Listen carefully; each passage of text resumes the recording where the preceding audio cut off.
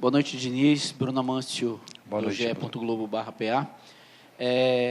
O jogo, como um todo, felicidade, torcida, aquela vibração, marca histórica do Neymar. O Rodrigo também marcando 2 gols, sendo destaque. Mas a gente não pode deixar de falar do Richarlison, que busca tanto esse gol. Hoje saiu chateado, chorou no banco de reserva. Queria que você falasse se você conversou já com esse jogador e como você vai tratar esse lado mental para que ele possa voltar aos grandes momentos. Então, muito bom a sua pergunta.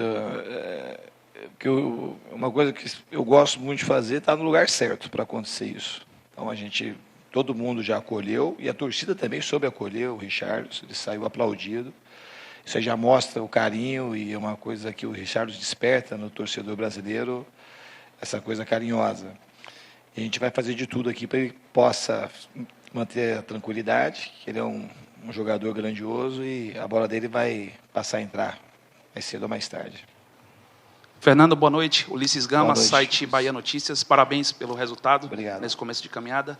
O Neymar chega hoje na marca de 79 gols pela seleção brasileira. Antes desse início de ciclo sob seu comando, teve aquela dúvida se ele voltaria a vestir a camisa da seleção brasileira. A sua conversa com ele, hoje, depois desse abraço que ele te deu e a emoção dele, o que representa isso tudo para essa caminhada longa aí até a Copa de 2026? Eu acho que é simbólico e muito importante do que aconteceu hoje. A vitória, que foi uma vitória com 5 gols, pelo volume de troca de passes, até pela estatística da posse de bola que o seu colega trouxe de 80%. E de maneira especial, para falar do Neymar. Mas estava questionando, repito, que o Neymar, alguns assim, fazia tempo que não jogava, e ele veio para fazer isso. É um jogador que a gente tem que conversar e saber aquilo que o jogador quer, e acreditar e estabelecer bons vínculos, que eu acho que isso que eu consegui fazer com ele. O futebol, a gente tem que entender que o jogador é a obra-prima do futebol. E são os grandes ídolos e os grandes heróis que desperta nas crianças o desejo de ser jogador, de querer estar perto.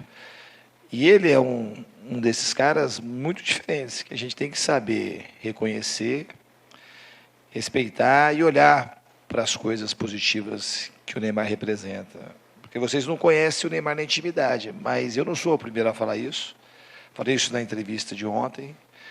E é muito bom, eu sugiro a vocês que investiguem como o Neymar é na intimidade. Se ele é um cara generoso ou egoísta, se ele é um cara bondoso ou não. Porque vocês vão ver que o Neymar é um cara que merece o respeito de todos vocês e passar isso para o grande público, porque isso só vai ajudar o futebol e vai ajudar as crianças que gostam dele. Para a sociedade vai ser muito legal que a verdade sobre ele ela apareça. Diniz, aqui, Monique Danello, TNT Esportes.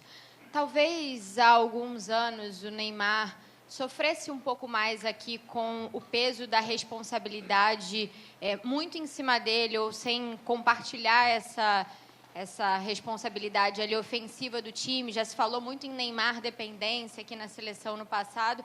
E agora a gente vê uma geração com vários garotos capazes de dividir esse protagonismo com o Neymar. E hoje o Rodrigo fez uma grande partida, o Rafinha também foi muito acionado, e até o Bruno Guimarães ali no meio-campo se sentindo muito à vontade dentro do que você propôs como jogo.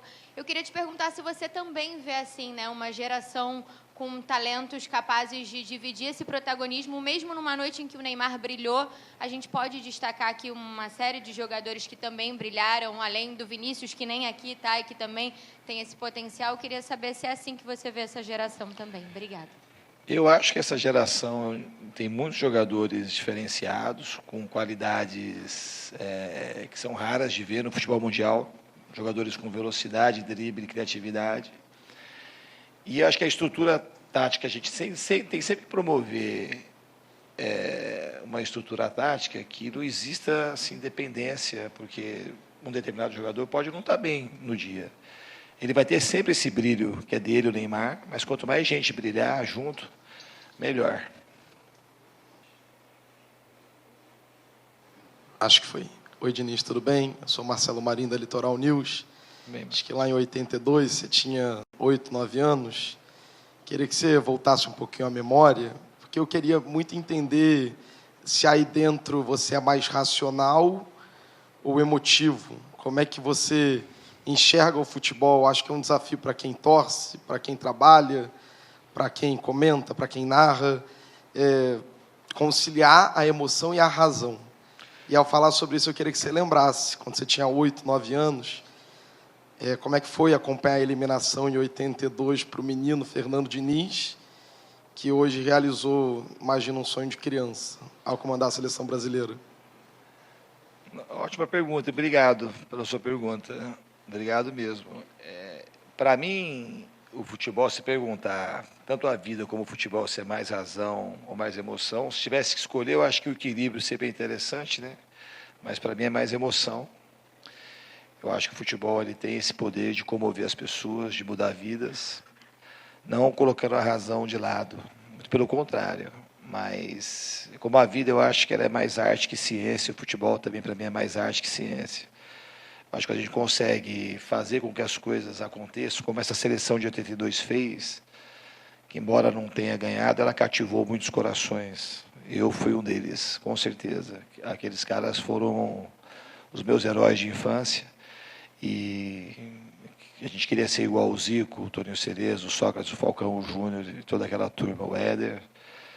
Então, foi um time que, de fato, encantou, e mesmo sem ganhar, eu acho que passou por uma injustiça muito grande, porque o futebol e as pessoas não podem ser resumidas por uma bola que entra, uma bola que não entra, por uma Copa que ganha, uma Copa que perde. Nós tivemos os grandes gênios do futebol mundial, que foi o Zico, naquela seleção, entre tantos outros. Então, ela marcou uma geração, você pode ter certeza que ela despertou o desejo de muita gente querer ser jogador de futebol e gostar de futebol ao redor do mundo. Então, ela cumpriu muito bem o seu papel por conta das emoções que ela despertou em muita gente. Você pode compartilhar como é que foi a reação e a seleção eliminada quando era criança? Aquilo foi um motivo de muito choro. Naquela época, em 1982, eu tinha 8 anos, tinha recentemente perdido meu pai. Nós somos uma família muito grande, de 7 irmãos. Eu tinha 8 anos e eu sou quase que o caçula. Então, era uma época que a gente pintava as ruas, a gente desenhava os jogadores nas paredes. Então, o Brasil, com aquela seleção, que eu me lembro, é que tinha um engajamento e uma empolgação muito grande.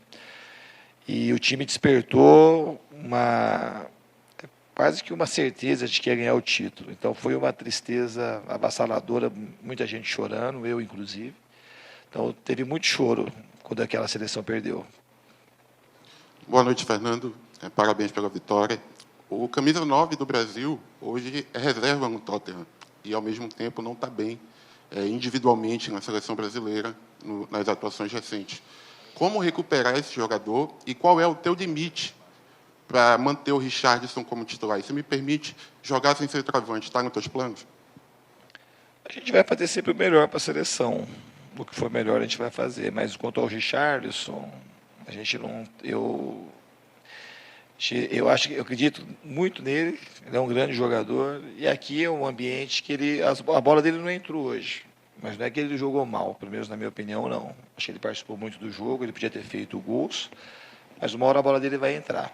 É um jogador que ajudou demais em muitas coisas que talvez, pela tua pergunta, você não tenha conseguido ver ou não apreciou, tanto na movimentação, nas paredes, nos retornos que ele fez, muitas vezes compensando os jogadores que ficavam um pouco mais à frente. Então, ele atendeu e eu gostei da participação dele.